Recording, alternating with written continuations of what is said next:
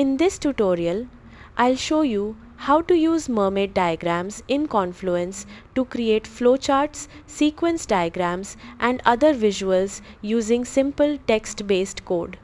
By the end of this tutorial, you'll know how to insert, edit, and customize Mermaid diagrams directly in your Confluence pages. First, make sure your Confluence site has a Mermaid-compatible app installed, such as a Mermaid macro from the Atlassian marketplace.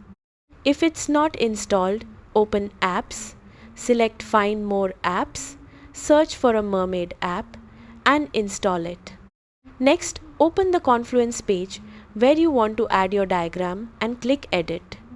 Type Mermaid and select the Mermaid diagram macro from the list. This inserts a code editor into your page.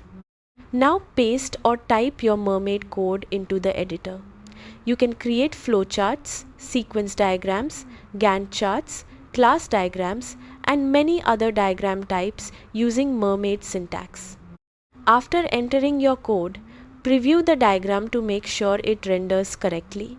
If you need to make changes, simply edit the code and the diagram will update automatically.